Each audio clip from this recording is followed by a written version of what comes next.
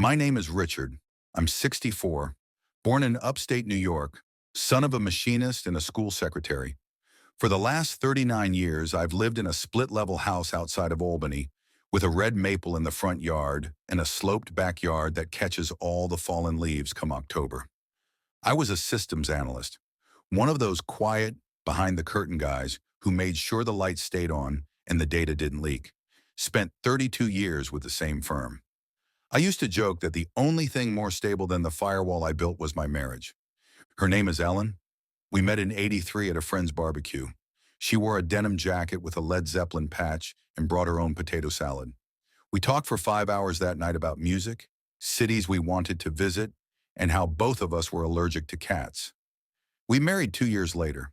No kids, not by choice but by circumstance. Ellen had a miscarriage early on, and we never quite found the courage to try again.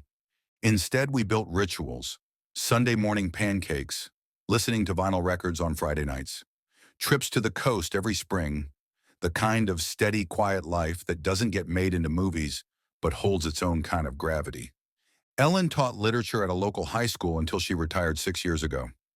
I retired the year after. We started gardening together, joined a book club, even tried Tai Chi once. She laughed the whole time and said my balance reminded her of a swaying scarecrow. That made me laugh too. I still remember the way her eyes squinted when she really laughed. Lately, she doesn't laugh much.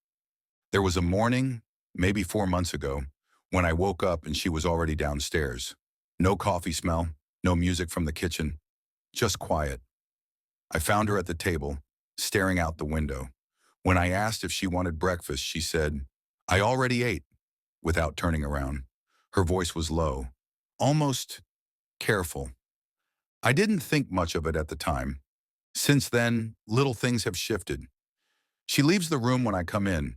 She started taking evening walks alone. Long ones. Doesn't say where she's going. Sometimes I hear her talking on the phone in the study, door shut. Her voice, once warm and unguarded, now clipped, deliberate. At dinner, she moves her food around more than she eats it. Last week, she asked if I'd thought about spending some time apart. "Just for a while," she said. "Maybe it would be good for us." I nodded. I didn't know what else to do. The way she said it, like she was asking about the weather. This morning, I made coffee. Same way I always do. Ground the beans by hand. Heated the water just under boiling. 2 mugs. Hers stayed full. She was in the living room, barefoot, scrolling through her phone. I watched her from the kitchen, wondering when the space between us had become a room of its own. She looked up for a second, then back down. Didn't smile. The red maple in the front yard is starting to bloom. Soon the whole street will be orange. She used to love this time of year. I wonder if she still does. I wonder if she even sees it. There's a quiet in the house now. Not the good kind. The kind that settles in your bones. The kind that doesn't ask for attention, but takes it anyway. I don't know what she's thinking. She doesn't tell me. But the silence speaks, and what it's saying, I'm not sure I want to hear. We left just after 8. It used to be a kind of ritual. Saturday drives out to Cape Ann, where the air always smelled a little of salt and pine needles, and the light seemed brighter, even in winter. We'd stop at that bakery on Main for a sticky bun, walk down the wooden stairs to the water's edge, sit for a while, sometimes in silence, sometimes not. We hadn't done it in years. I suggested it Friday night. She looked up from her book, eyes narrowed like she was searching for something in my face.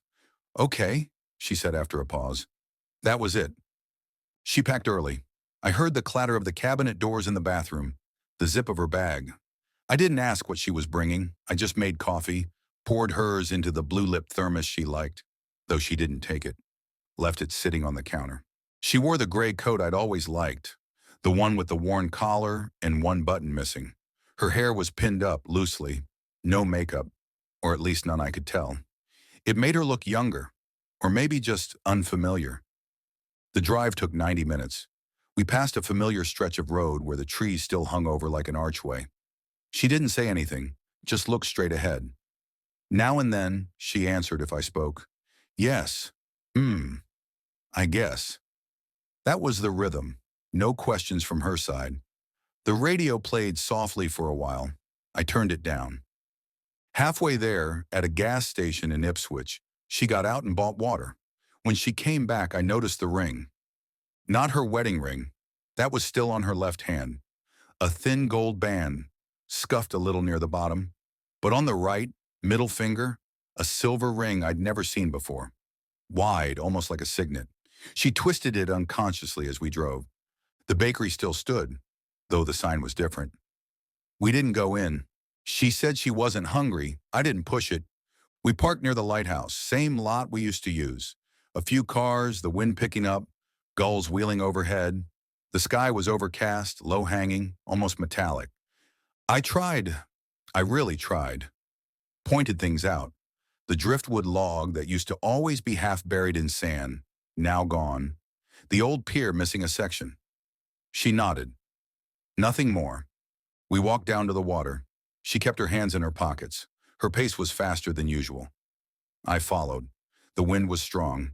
My jacket flapped loudly. Hers stayed shut. She didn't look at me. Not once. There was a bench at the edge overlooking the rocks. We sat. A few minutes passed. Then she pulled out her phone. I glanced sideways. Her face was unreadable. She wasn't smiling, but something about the way she held the phone, angled away, fingers tight, felt like she was somewhere else entirely. I spoke. Something small. "Remember the storm? The one where the surf came over the path?" She nodded. "You lost your hat." "Right, the red one." She didn't smile, just said, "You looked ridiculous." Another pause. "It's colder than I thought," she said after a while, standing up. "Can we go?" I nodded. "Of course." Back in the car, she adjusted the mirror before I even started the engine. On the ride back, she dozed, her head turned slightly toward the window, mouth parted. The ring caught the late light once or twice. I didn't ask. I didn't say anything. I just drove. There's a sound you hear when you know something's over, but you can't name it. Not a crash, not a whisper. Just a shift, like a drawer closing quietly in another room. That's what the ride home felt like. I didn't ask where exactly she was going. Ellen said Cynthia's place, as if that was enough. I didn't press. I just nodded, like someone who's learned that pushing only tightens the silence. She left Saturday morning, overnight bag in hand, moving through the house like a guest already halfway gone. Her car backed out without a wave. I watched the exhaust trail fade above the hedge before I turned back inside. The garage had been a mess for years. I started there. Cardboard boxes with handwriting I no longer recognized. A coil of lights from a Christmas we missed putting them up. Old fishing rods. I wasn't looking for anything, but I found the box anyway. Small, dented, labeled R&E, 1983 to 1991. It smelled of dust and something sweet, like dried lavender. Inside were letters. Dozens. Some in my handwriting, some in hers. The early ones, all open-hearted and unedited. "Miss you already. Tonight felt like forever. I can't wait to cook for you again." One even had a coffee stain shaped like a thumbprint. I read in silence. Sometimes I smiled. Sometimes my throat tightened. I forgot how often we used to say things without fear. Ellen's words had a looseness then, a softness. She'd draw little hearts instead of periods. She once wrote, "I don't know how I managed before I met you." I read that one twice. The handwriting curled, a little uneven. I tried to hear her voice saying it, but it felt far off, like a tape warping in an old player. Time passed. Lights shifted across the concrete floor. I didn't notice I was cold until I stood up, knees stiff. I placed the letters back neatly, closed the lid. I didn't want to keep them in the garage. I brought the box inside, set it beside the armchair, where I used to sit and read while Ellen watched her shows. The armchair had a dent in the cushion from my weight. That felt like something, too. Around 6:30, my phone rang. Ellen's name on the screen. "Hi," I said.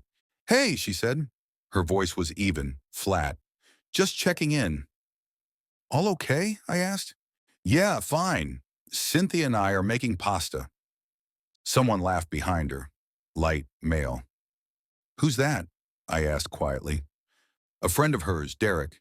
He's funny. Silence again. I see, I said.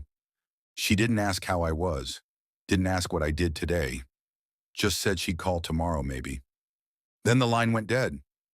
I stood with the phone still to my ear until the screen went dark. The room felt bigger, or I felt smaller. Later, I made myself a sandwich. Didn't finish it. Washed the dish slowly, wiped down the counter that was already clean. Sat in the chair beside the letters. The sound of the house at night is different when you're alone. Pipes tick. The fridge hums like it's whispering something you can't make out. I sat there until my legs fell asleep. Then I stood, turned off the light, and went to bed. Her side was untouched. I didn't tell anyone I was going. Just got in the car around noon with the box on the passenger seat and a thermos of coffee between my legs. The house was already quiet when I left. Ellen hadn't called since the evening before. The lake house was 3 hours north. We used to make that drive with the windows down, singing along to whatever CD was in the dash. I took the same route. The trees had that early summer fullness, soft green, heavy with air that smelled of warm bark and old water. I stopped once for gas and a sandwich I didn't eat. By the time I turned off the main road and hit the gravel path, the sun was casting long slats of gold between the pines. I could see the roofline through the trees before the rest came into view. The porch light was out, the wind had blown pine needles across the steps, and a bird's nest had fallen onto the railing. The lock stuck the first time. I jiggled it and pushed harder than I meant to. The door gave with a creak I hadn't heard in years. It smelled like dust and cedar, the kind of smell you forget until it wraps around you like an old shirt from the attic. I dropped the box of letters on the kitchen counter, ran the water, brown for the first second, then clear. I didn't unpack anything else, just stood there, looking at the stillness. The rug we bought in Portland still lay under the table. A dried fern in a cracked pot sat in the window, brittle and folded inward. Outside, the lake didn't make a sound. I found the spare blanket in the hall closet and carried the box into the den. That's where she used to read, curled into the corner chair with her legs tucked under, a mug on the windowsill. The chair was still there. I sat on the floor instead. The first letter was folded in thirds, dated '86. Her handwriting was rounder then, more loops. "I miss your hands," it said, "especially when they aren't doing anything at all." I smiled without meaning to. Another was from a trip I barely remembered. Arizona, maybe. She had written on hotel stationery. "I had this dream that we were old and you were walking ahead of me at the grocery store. I liked the way your back looked in a sweater. Isn't that strange?" I read it 3 times. I stayed like that for hours. Just sitting, reading. The silence didn't bother me. It fit. Sometimes I paused just to listen. The sound of the dock creaking outside, wind brushing the side of the house, a branch tapping the gutter. I didn't cry. I don't think I even frowned. It was like reading someone else's story. Around 10, I made myself some tea and sat at the kitchen table. One of the legs wobbled slightly. It always had. I found a pen in the drawer next to the oven and took a sheet from the notepad we used to keep grocery lists on. I didn't plan to write anything, but the words came quietly like dust settling. "Ellen, I don't know what this is anymore. I've tried not to blame you, and I still don't. But the echo in this house is louder than anything you've said in months. I brought the letters with me. I don't know why. Maybe to remember how your voice used to sound when it was meant for me." I stopped there, tapped the pen against the wood, wrote a little more. "There are things I miss that don't exist now. The way you used to hum when you cooked. The way you'd wrap a towel around your head and talk to me from the bathroom like we were in the same room. I miss who we were, not just who you were." I didn't sign it, just folded it once and left it on the table. I didn't sleep in the bedroom, took the couch instead. Too many shadows in there, too much familiarity. I lay under the blanket, staring at the ceiling, watching faint outlines of branches move against the walls. No dreams, just the same silence. But this time, it didn't feel like waiting. When I came back from the lake, the house was too clean, not in the scrubbed way, but in that antiseptic, slightly rearranged way that happens when something has been edited. Her shoes were aligned differently. The blue mug she never used sat out on the counter, a different scent in the air. Not mine, not hers, something floral and faintly synthetic. Ellen was in the kitchen cutting an apple with slow, even strokes. She looked up, half smiled, then went back to her slices. "Drive okay?" she asked. "Yeah." I set my keys on the hook. She didn't ask anything else. The days after blurred together in quiet rituals. We passed each other like museum guests, polite, observant, unwilling to disturb the glass. She asked if I needed anything from the store. I said no. I fixed the loose cabinet hinge without being asked. She nodded once in acknowledgement. At night, we lay in bed, back to back, her breathing deliberate. I stopped trying to match mine to hers. She typed often, thumbs flicking across her phone screen like Morse code. Quick, private, reflexively guarded. When I walked into her room, she'd flip the phone over or tuck it under a book. I never asked. One morning, I found her phone face up on the kitchen counter while she was outside with the trash. It buzzed once. I glanced, not meaning to, just instinct, and saw the name, Derek. Just that, a bubble of preview text. Can't stop thinking about Saturday, your skin, the way you looked when you... The rest was truncated. She came in, tossed the recycling bag onto the floor bin, and poured coffee like nothing happened. I didn't say a word, didn't mention it. Instead, I stirred my eggs, stood up, and walked out mid-chew. Grabbed my jacket, didn't even take my wallet. She looked up briefly, blinked, then looked down again, pretending to read a cereal box. I drove to the hardware store without purpose. Just drove.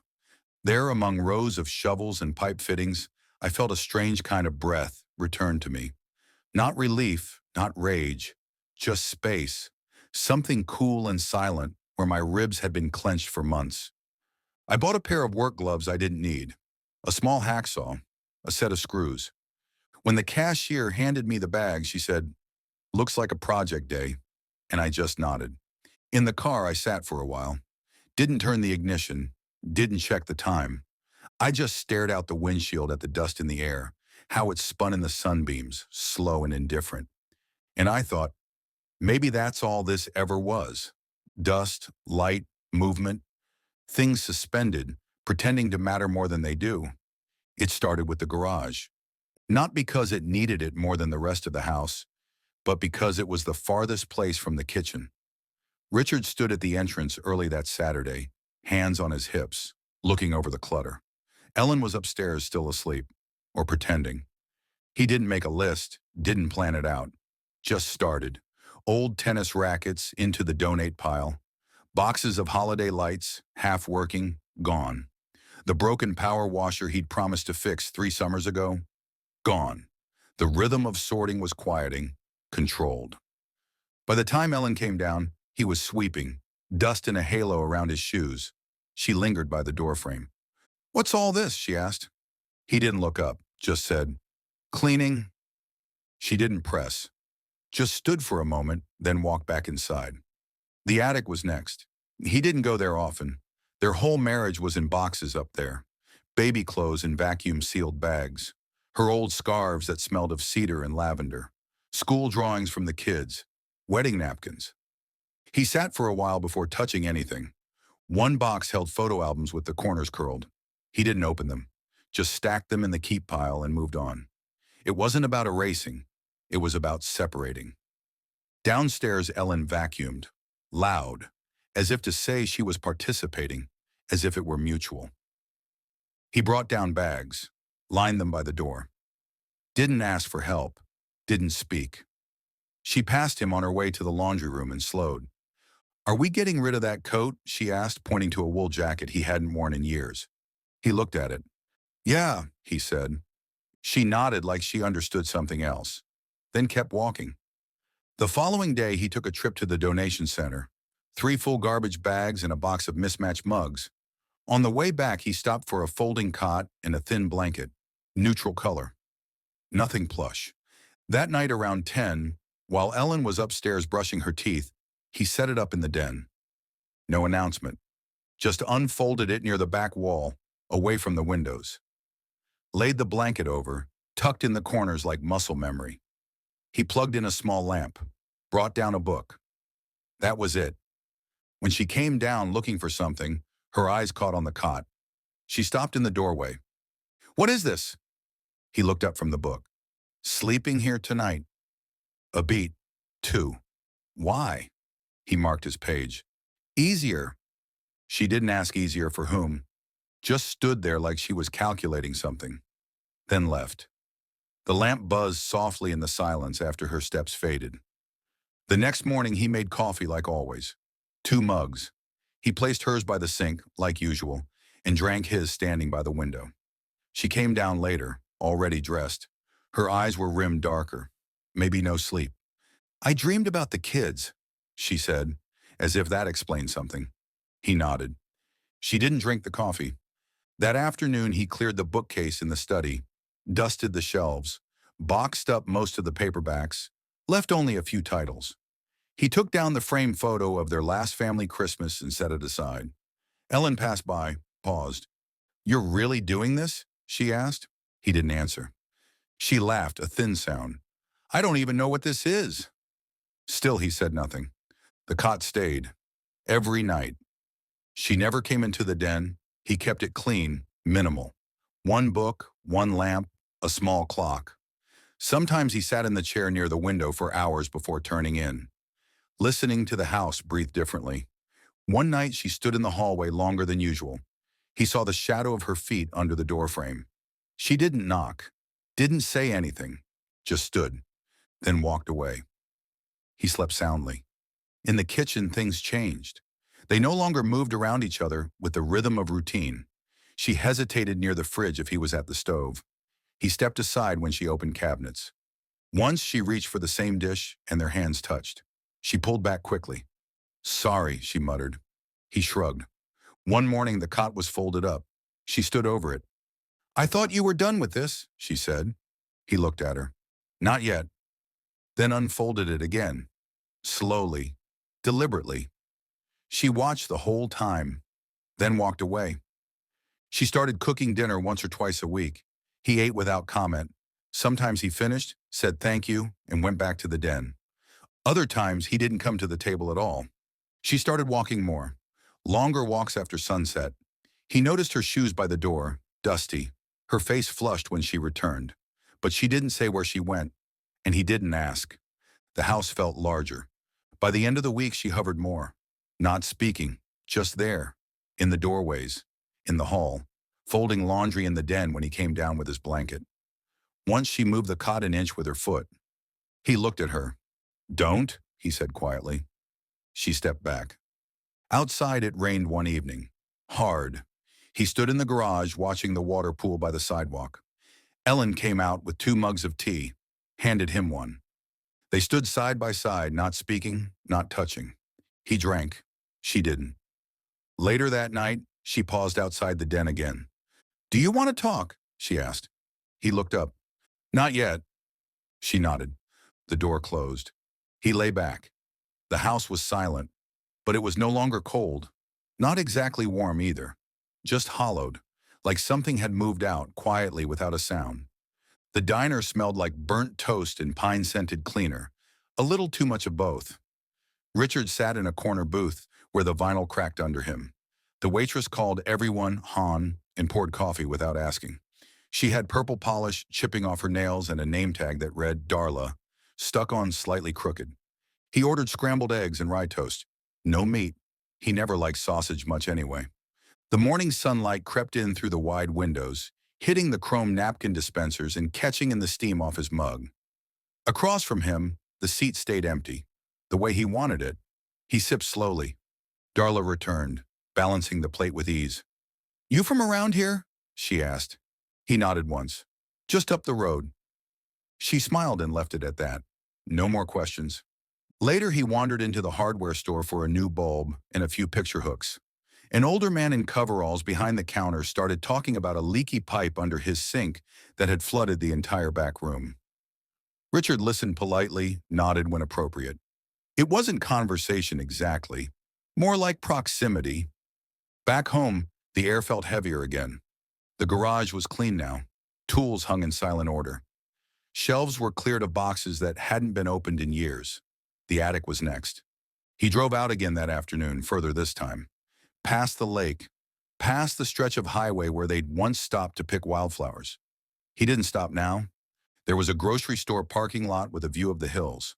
He sat there a while, window cracked, hands resting on the steering wheel, just breathing. No one called. He didn't check. When he came home that night, the house lights were dim, no television, just the quiet hum of the fridge and the whisper of wind through the trees outside. He placed the grocery bag down, milk, coffee, apples, a pack of light bulbs, and turned toward the den. She was there, standing in the hallway, barefoot, arms crossed, her shadow stretched behind her in the dimness. "I miss you," she said. His hand hovered over the den's doorknob. He didn't turn around. He closed his eyes instead, just for a second. There was a throb at the base of his skull, not pain, just presence, like something long buried trying to speak again. The hallway light flickered slightly. He heard her breathing, shallow, uncertain. He pressed the door open with slow pressure. The hinges gave a soft creak. Inside, the blanket he used was still folded from the morning. The armchair faced the window. The small lamp gave off a pool of soft gold on the floor. He stepped in and left the door ajar. Behind him, she didn't move. He sat down, picked up the paperback from the side table, read the first sentence again without seeing the words. His eyes drifted to the window. The streetlight buzzed. Her presence lingered in the doorway. Then slowly, footsteps padded away. The click of her bedroom door echoed. He exhaled. The book lay open on his chest now. He didn't turn a page. Outside, the wind picked up slightly. A dog barked somewhere down the block. He leaned his head back, eyes closed, and let the silence wrap itself around him again. I woke before the first edge of light crept in, the kind of early where the house still feels in a trance. I sat up slowly, careful not to disturb the weight of silence that had grown so thick between us. It felt like a third body in the bed. Ellen's back was to me. Her breath came soft and even. She slept, curled inwards, knees to chest, like she was holding on to something I could no longer reach. I dressed quietly. The same jeans from yesterday, a clean shirt folded over the armchair. I packed light, a small duffel with what mattered. Toothbrush, charger, worn paperback, my father's watch. Nothing sentimental, nothing that needed negotiation. I moved through the house the way one walks through a place they no longer belong. The floor creaked once in the hallway, and I froze. But she didn't stir. In the kitchen, the clock above the stove blinked 4:17. I made coffee but didn't drink it. The smell was enough. Just one more morning ritual I wouldn't repeat. I wrote the note at the table. 3 lines. No flourish, no accusations. Just a full stop where a paragraph used to be. I left it on the counter, next to the sugar jar. She'd see it there. I didn't want it hidden or dramatic, just visible, like a hand gently pulling closed a door. The den was last. I stood for a long time in the doorway, just watching the space. My reading chair, the throw she never liked, the faint outline of where a rug used to sit before we moved it and never replaced it. Nothing was out of place. That's what struck me most. After everything, all the silence, the nights apart, the unraveling, the room looked untouched. I took one last look, then left the house key on the desk. The front door clicked softly behind me. Outside, the sky was still navy, not yet blue. The air held that early summer damp, not quite cool, not quite warm. My car started with a soft hum. I didn't look back. Ellen woke later, around 6. The sun had begun to bleed into the curtains. She reached for my side of the bed instinctively, found only the flattened shape of where I'd slept, still faintly warm, but already cooling. She sat up slowly. For a moment she waited, maybe for the sound of water running in the bathroom, the scrape of a chair in the kitchen. Nothing came. She padded into the hallway, rubbing one hand over her face. The house was quiet in a way that wasn't peaceful. She paused in the kitchen. The note caught her eye immediately. Her breath held. She read it once, then again. No tears, just a long, slow blink. The kind people do when the shape of something finally comes into focus. She stood there for a long time, unmoving. The coffee pot sat cold. She didn't reach for it. She walked to the den. The room looked exactly as it had the night before, but she noticed the absence like a pulse. The note had said it all, but the air confirmed it. He was gone. She sat down on the edge of the couch, hands resting in her lap. Not clenched, not shaking, just still. She looked around as if seeing it all for the first time. The worn arm of the chair where Richard used to lean, the dust just beginning to collect on the top shelf, the framed photo of a lake from a trip they barely spoke on. For a long while, she didn't move. Then finally, she lay down, curled like she had in sleep, and stared at the ceiling. The day had begun, but the house had not. It would take hours before she stood again, maybe longer.